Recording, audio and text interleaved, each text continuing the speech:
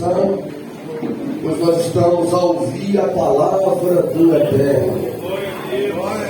Existem pelo menos 4 formas ou maneiras de enxergarmos a vida. Na visão, primeiro, de Deus, na visão própria, na visão do maligno e na visão da sociedade ou dos homens. Então alguém pode reger, seguir a sua vida em uma dessas visões. E quando falamos de visões, essas visões, elas vão implicar em quê? Nas nossas prioridades, nos nossos princípios e nos nossos valores. Então seguir alguma dessas visões vai implicar nas nossas atitudes, nas nossas ações, nas nossas prioridades, valores e princípios. E essa visão pelo qual o ser humano segue, é ela que vai moldar o seu comportamento e vai levar a ele ou ela a fazer as escolhas da vida. É pela visão, é pelo entendimento. Então, eu queria que você escutasse, porque esse texto vai nos ensinar que alguém pode viver, que alguém pode tomar decisões, que alguém pode agir, levado, motivado, guiado por 4 tipos de visões. Por isso que às vezes acontece muita divergência. Às vezes no local onde você trabalha, às vezes no meio da sua família, no local onde você congrega, porque nem todo mundo tem a mesma visão. Uns têm uma perspectiva, está seguindo um tipo de visão, outros têm uma visão diferente. Então, o que vai suceder? Vai acontecer divergência, desentendimento concernente a atitudes. Alguém pode falar assim: olha, se fosse eu não faria daquele jeito. Se fosse eu não agia dessa forma. Se fosse as minhas atitudes seriam outras. Lógico que a pessoa está falando assim: a minha visão é diferente da dela. Porque alguém pode estar sendo guiado por uma visão divina, outro pode estar sendo guiado por uma visão pessoal, outro pode estar sendo guiado por uma visão da sociedade, e outro até uma visão maligna. Pasmem, mas tem pessoas que têm visões que não são carnais, nem divinas, mas são malignas. E esse texto vai falar sobre isso. E eu começo a perguntar a você, uma pergunta retórica nesta noite: qual visão de fato você gostaria de seguir? Eu não estou perguntando qual visão você segue, mas qual é a visão que você gostaria de seguir? A visão dos outros, da sociedade? A visão maligna, essa eu descarto, porque eu acredito que ninguém aqui vai querer. A visão de si, não, a minha visão é essa que eu confio, ou na visão de Deus. Então pense, qual seria a visão que você gostaria que guiasse a sua vida, que levasse a você tomar decisões, atitudes, ter um comportamento? Qual visão você gostaria? Pois bem, esse texto vai falar de um homem que tinha um tipo de visão. Um homem que tinha uma visão da vida. Esse homem, dentro desse contexto, vai em busca do Senhor Jesus. Ele vai procurar Jesus. E quando ele procura Jesus, ele apresenta logo a visão dele. Porque as ações, as atitudes de alguém revelam a visão que ele tem. E ele chega para Jesus naquela oportunidade ímpar que ele tivera, porque como Alguns irmãos falaram, a irmã Leana falou aqui, Cléber falou semana passada, dos encontros que pessoas tiveram com Jesus, e pessoas ao encontrar com Jesus, se renderam, adoraram, se converteram, confessaram. Esse homem tem uma visão diferente. Ele vai em busca de Jesus para Jesus tratar algo concernente a coisas materiais. Ele chega para Jesus e fala assim: olha, mestre, olha, Senhor, eu quero que o Senhor mande com que meu irmão dê a minha parte da herança. Aí Jesus o repreende, falando: quem me pôs como juiz para resolver essa questão?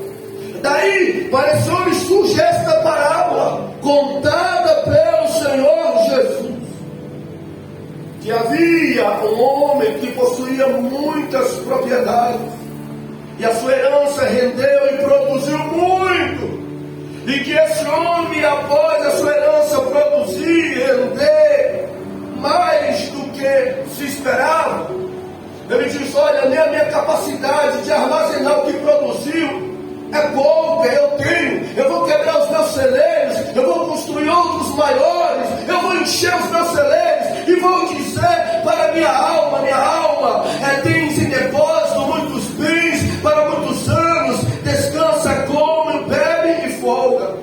Então esse homem vai apresentar uma visão. Qual era a visão desse homem?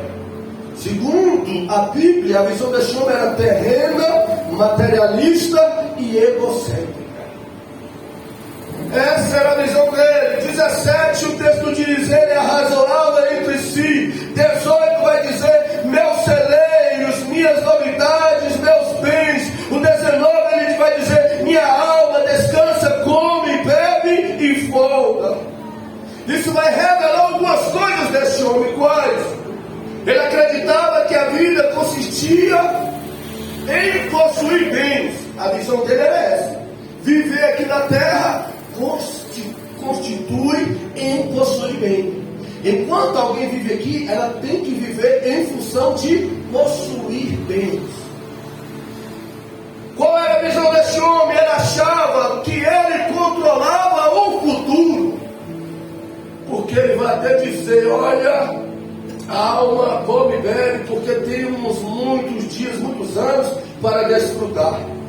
Qual era a visão desse homem? Ele vivia tão somente para satisfazer a ele mesmo. Uma visão egoísta, egocêntrica. Qual era a visão desse homem? O texto vai nos apontar que ele pensava até no futuro, porque dizia, olha, eu vou estar como que em conforto, eu vou ter uma vida estável, eu vou ter uma certa segurança. Ele pensava até no futuro, mas ele não pensava na eternidade. Então esse texto vai nos ensinar que a visão daquele homem era qual, pastor? Era em acumular, era em garantir, era em desfrutar, era em descansar tão somente. Essa era a visão desse homem da parábola que o Senhor Jesus contou. Agora pense comigo, aquele homem com esta visão, vivendo naquela sociedade. Você sabe o que aquele homem dizia quando ele chegava nos lugares, cheio de posses, cheio de bens?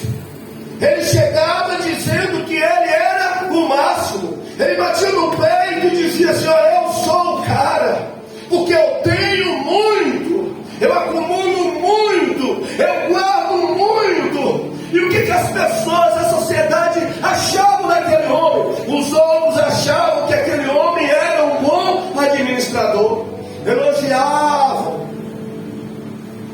Onde ele passava, falava: esse é um bom administrador, esse sabe negociar, esse pensa, esse guarda. O que o maligno olhava, ao olhar para aquele homem, dizia? Quando o inimigo olhava para ele, quando ele olhava para ele, ele achava que era o máximo. A sociedade que era materialista, quando olhava para ele, achava que ele estava certo e que ele era um bom administrador. E quando o maligno olhava para ele, o maligno achava? O maligno achava uma presa fácil. Esse é alguém vulnerável para que eu possa trazer para aqui e ser condenado eternamente. Vocês estão me ouvindo? E pense, como começamos no início da introdução, a vida de alguém, nós estamos sujeitos a ter uma vida regida pelo menos por 4 visões: a visão de Deus, a visão de nós mesmos, a visão do inimigo e a visão da sociedade. Então, se ele, na visão dele, achava que ele era o máximo, se na visão dos outros admiravam ele, se na visão do maligno, o inimigo aplaudia ele, e Deus, a 4ª visão, o que Deus pensava da atitude, da administração, do comportamento, da visão que esse homem tinha? O versículo vai responder. Qual era a visão do Criador? Deus, ele tinha esse homem como alguém que era sábio. Quando Deus olhava do céu, Deus, quando olhava para esse homem, o achava como servo bom e fiel. Deus o dizia: não, esse aí eu vou ouvir da minha boca: venha, bendito meu, possuir a herança que está preparada para você desde a fundação do mundo. O texto vai dizer no versículo 20: mas Deus lhe disse, Lamanda carabanda chorene calabandassa. Uma coisa é alguém falar de si mesmo, outra coisa é a sociedade falar do tal, outra coisa é o inimigo se referir a uma pessoa, mas outra coisa é Deus falar. Outra coisa é Deus dizer. Oh, lamande xerene calabandassa. E o texto diz que Deus vai dizer, Deus vai falar, Deus vai se expressar. Deus, nesta noite, fala conosco neste lugar humilde, através da sua palavra. E Ele está dizendo: eu falo não o que você quer ouvir, eu falo não o que as pessoas dizem de você, eu falo não o que o inimigo diz, eu falo o que eu carrego, porque eu carrego a autoridade absoluta. Eu falo com clareza, eu falo e cumpro e garanto aquilo que eu digo. Deus vai falar, irmãos. E nós, como homens e mulheres sensatos, sábios, precisamos estar nos abertos para ouvir Deus falar. Porque nem sempre Deus vai falar o que nós estamos acostumados a ouvir. Deus nem sempre vai falar o que nós queremos ouvir. Deus, quando fala, Ele às vezes nos surpreende. Ele fala e nós às vezes achamos que estamos certos, mas estamos errados quando Deus fala. Nós pensamos que a nossa visão é correta, mas quando Deus fala, a nossa visão está errada. E bom é quando Deus fala. Aleluia. E Deus tem prazer em falar com quem deseja ouvir a voz dele. Se você tem desejo de ouvir a voz dele, Ele está mandando eu te dizer: Ele fala com você, Ele vai te orientar, Ele vai te edificar, Ele vai te consolar, Ele vai também te confrontar quando for preciso. Aleluia! E o que Deus vai falar para esse homem, pastor? O versículo diz: um homem que todo mundo o chamava de sábio, um homem que ele mesmo se titulava como sábio, que a sociedade dizia que ele era bem sucedido, que os amigos diziam que ele era rico. Olha o que Deus vai falar com esse homem louco. Deus estava chamando aquele homem do que ninguém estava chamando. Deus estava dizendo a respeito daquele homem o que a sociedade dizia, o que os amigos não diziam, o que ele mesmo não pensava de si. Deus o chama de louco. Vocês estão vendo que às vezes alguém pode estar seguindo uma visão errônea, uma visão dos outros e não a de Deus.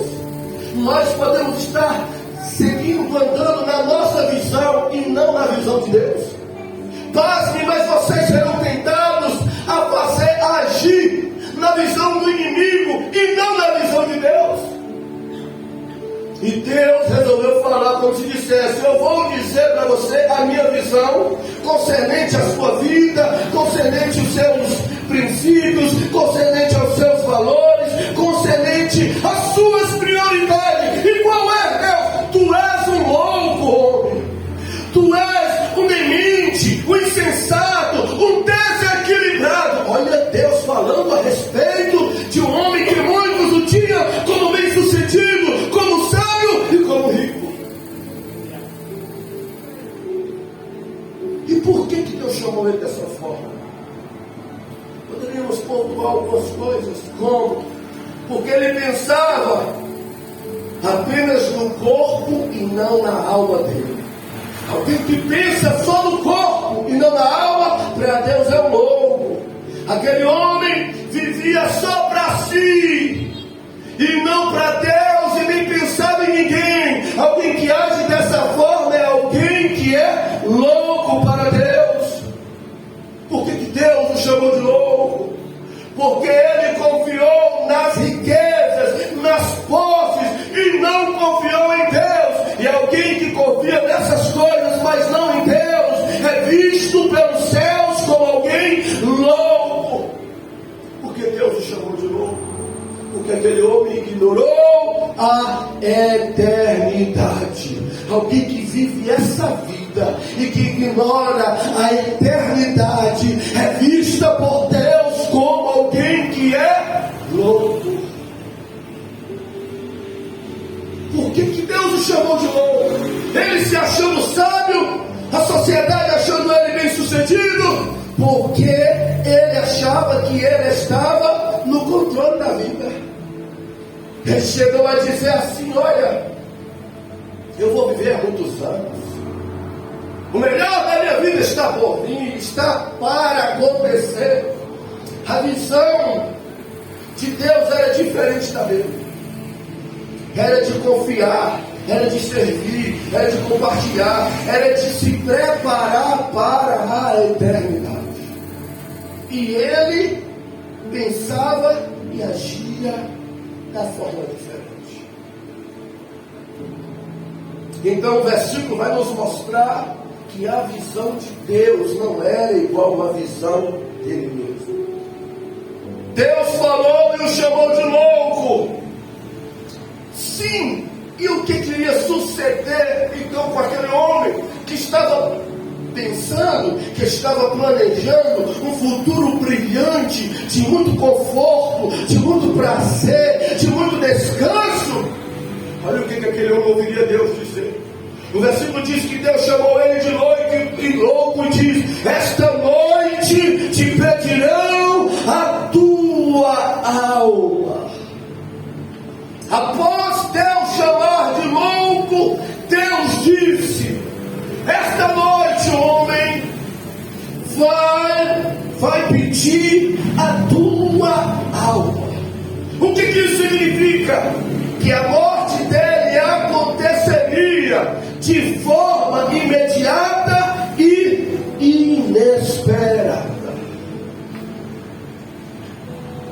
Pense, irmãos, a segurança que aquele homem tinha com os planos que ele fazia, e agora ouviu a voz, o autor da vida, contrariar todos os planos dele, dizendo: você que pensa que é dono do amanhã, você que pensa que é dono do futuro, você que vive só pensando em si, me desprezando como Criador e Deus, você que está fazendo planos, Deus falando para o homem: você não vai passar desta noite,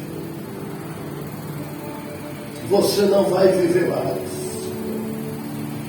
O homem dizia assim para ele: olha, minha alma tem em depósito muitos bens para muitos anos. Com isso ele estava dizendo: eu vou viver muito. Ele batia no peito: eu tenho uma vida longa, eu tenho muitos dias, eu vou fazer muitos aniversários, eu vou curtir muito. E ele ouviu Deus falando: vai acontecer mais coisa alguma, você não vai passar desta noite. Irmãos, esse texto nos revela, irmãos, algo poderoso, que a presunção nos leva a contrariar e a desafiar a Deus, deixando as atitudes corretas para o dia de amanhã. Às vezes nós temos presunção de falar: não, deixa para amanhã o arrependimento, deixa para amanhã o perdão, deixa para amanhã a minha entrega, deixa para amanhã o meu serviço para Deus, deixa para amanhã o que eu posso fazer. Parece que nós temos o controle do futuro, e quando nós fazemos isso, nós estamos exercendo a presunção, como esse homem, que Deus chegou para ele, interrompeu, dizendo: não vai nem fazer mais aniversário, você não é o dono do tempo.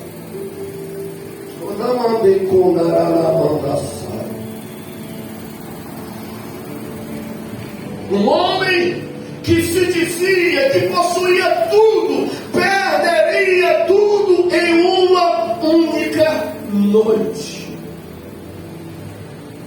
Ele morreria naquele dia. A sua história findaria, teria um ponto final naquela noite.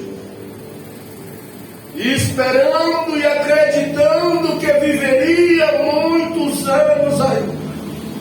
Naquela noite iria chegar o dia da prestação de conta daquele homem para com o Criador. Irmãos, nesse dia ninguém sabe. A presunção às vezes nos leva a pensar a confiança em si, e nos leva a agir de uma forma diferente com Deus, achando que nós vamos ter muitas oportunidades para realizar, para fazer aquilo que é certo. Mas o texto morto nos ensina que a morte pode chegar quando menos nós esperarmos.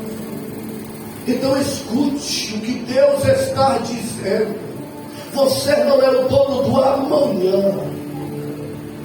Faça o que é certo hoje.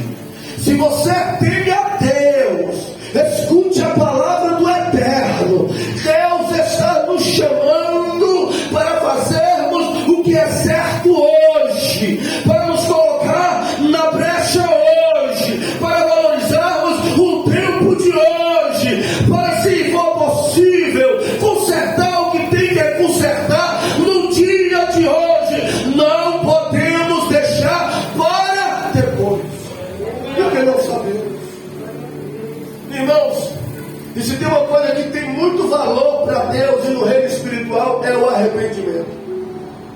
E Juliana falou aqui, falou muito bem. E aquela mulher teve um passado terrível, mas ao encontrar com Jesus, Jesus o perdoou.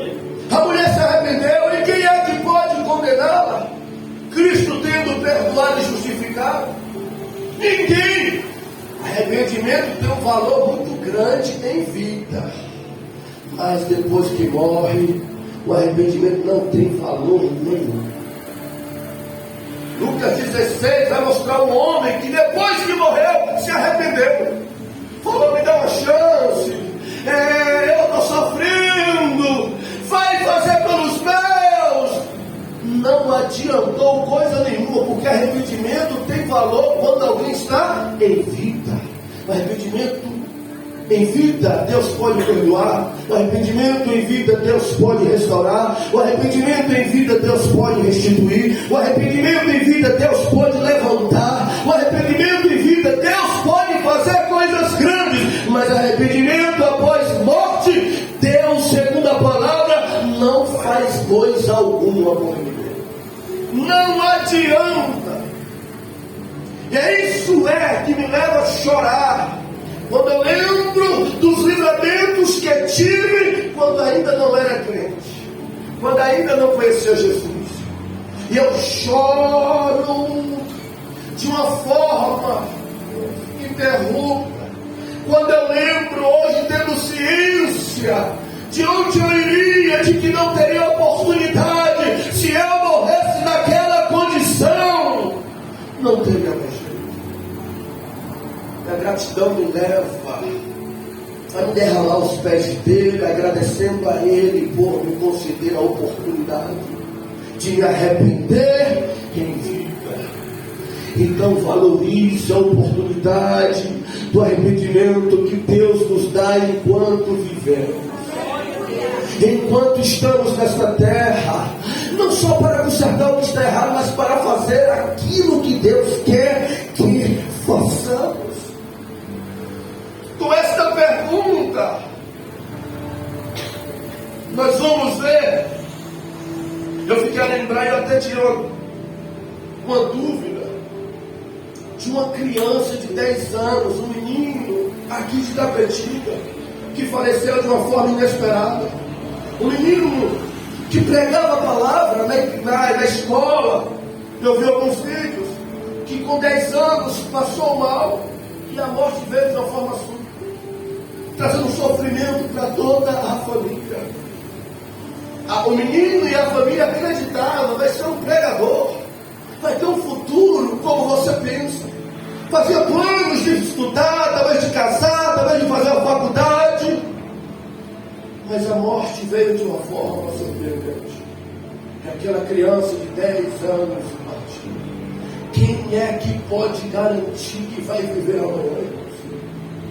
Quem quer trazer essa confiança ao seu coração é a sua própria natureza, ou é o ignorante, ou até mesmo o inimigo, porque o Espírito Santo não quer nos trazer essa confiança para que nós venhamos deixar de fazer o que é certo, para que nós venhamos adiar o nosso arrependimento, para que nós venhamos não fazer aquilo que Deus quer que façamos, porque o Espírito Santo quer que hoje nós venhamos refletir e sair dessas portas preparado, porque se for esta noite que Ele nos chamar, Ele vai nos chamar preparados para encontrar com Ele.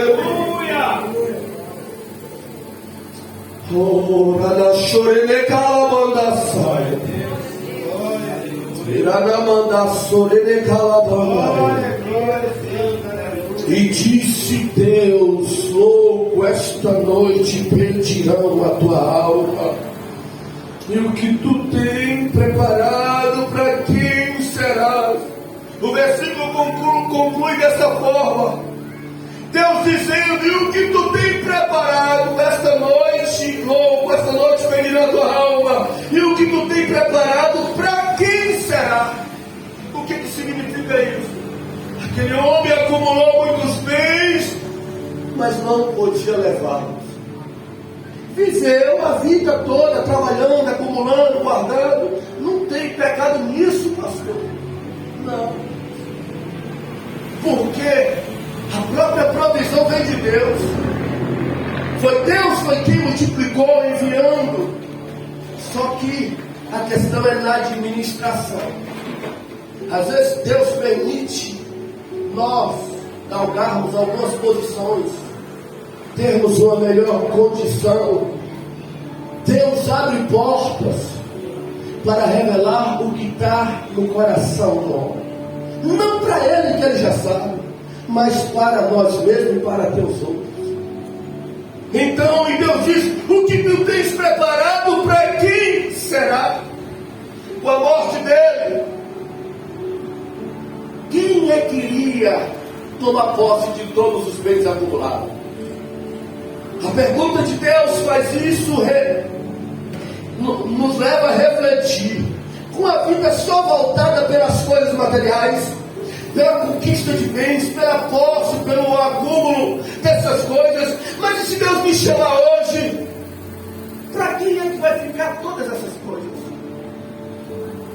Para quem é que vai ficar todos esses bens? Será que eu vou poder levar no caixão?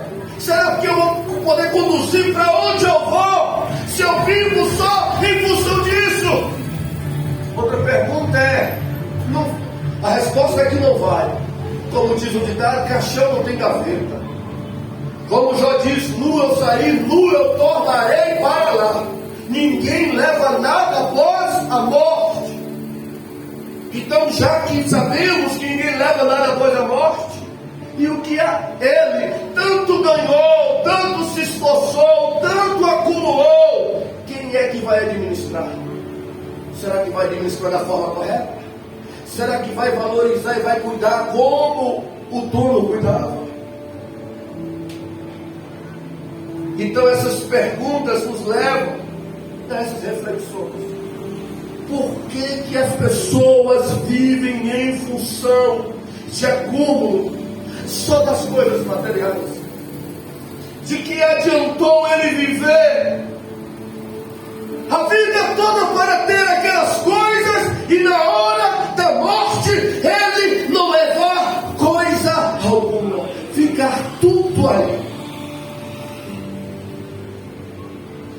Isso vai nos ensinar, irmãos, que o que nós conquistarmos nessa terra vai ficar nessa terra. Apenas o que fazemos para Deus e a comunhão e a relação que temos com Ele é que vai importar daqui para frente. Nada de conquista de material ninguém vai poder levar.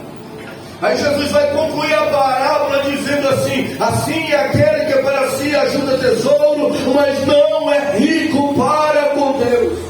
Eu acredito que Deus está falando isso conosco, porque você está sujeito a seguir uma visão própria, talvez uma visão herdada de alguém que tinha uma visão materialista. Você está sujeito a seguir uma visão da sociedade, que valoriza não o que as pessoas são, mas o que as pessoas têm. Ou talvez uma visão do inimigo, que vem com ensinos distorcidos e errôneos, falando aquilo que nos agrada, porque sabendo que vai nos afastar de Deus. Mas escute o que Deus está falando conosco. Alguém pode ser rico para si e ser pobre para com Deus, Jesus está dizendo. Aquele homem que tinha uma visão, que não era uma visão divina, que não era a visão de Deus, que todo mundo achava era o máximo, que ele se achava bem sucedido, para Deus ele era um pobre. E ser rico para Deus é ter o quê, pastor? Porque o texto fala, assim aquele que para si ajuda tesouro, mas não é rico para com Deus. Ser rico para com Deus é ter fé e estar em Cristo Jesus. Quem tem fé em Jesus, quem está nele é rico na visão de Deus. Ser rico para com Deus é o quê, pastor? Na visão de Deus é viver em santidade. Ser rico para com Deus é o quê, pastor? É alguém que serve os próximos e semelhante. Ser rico para com Deus é o quê, pastor? É investir no reino de Deus, porque aqui ladrão e traça corrói e rouba, mas o reino de Deus, o que nós investimos, ninguém rouba e nem traça consome. O que é ser rico para com Deus, pastor? É valorizar a eternidade acima das posses materiais. Você não pode deixar de valorizar a vida eterna por conta das coisas materiais. Nós não podemos deixar de cultivar, de priorizar a vida espiritual para priorizar qualquer sucesso profissional ou material, porque segundo os olhos de Deus, tudo isso é loucura. E o que eu prego nesta noite é a palavra de Deus, mas parece que é loucura pelo mundo no qual nós vivemos, mas é a verdade, irmãos. é a verdade da palavra de Deus. E por isso que a Bíblia diz que quando não há profecia, o povo se corrompe. Profecia aí não é revelação, profecia aí é pregação, é ensinamento da palavra. Quando não ensinam, quando não se prega a palavra genuína e verdadeira, o povo se corrompe, porque o povo é levado não ter a visão de Deus para a sua própria vida. As pessoas são levadas a ter a sua vida regida pela sua visão própria, pela visão da sociedade e até mesmo do inimigo. Mas quando a palavra é pregada, genuína, quando Deus fala, nós somos sujeitos a nos voltarmos para a visão de Deus.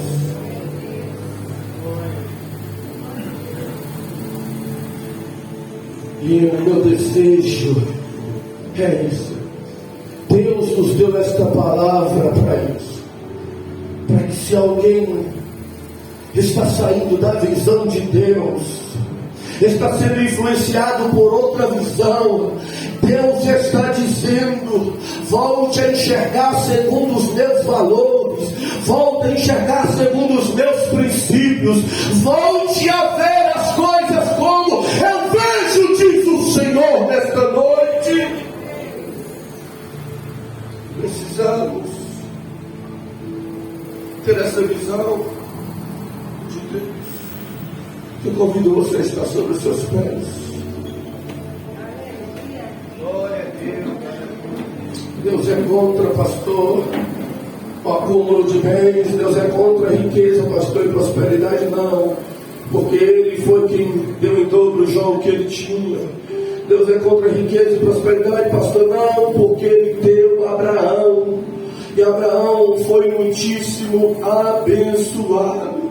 Então Ele não é contra o possuir, o prosperar. Esse texto vai nos revelar que Deus é contra o egoísmo. Esse texto vai nos revelar que Deus é contra a autossuficiência. Esse texto vai nos revelar que Deus é contra o despreparo espiritual. E nós precisamos pedir a Ele para que Ele venha nos dê essa visão correta, a visão dos céus, a visão correta que vem de Deus. Então, em nome de Jesus Cristo,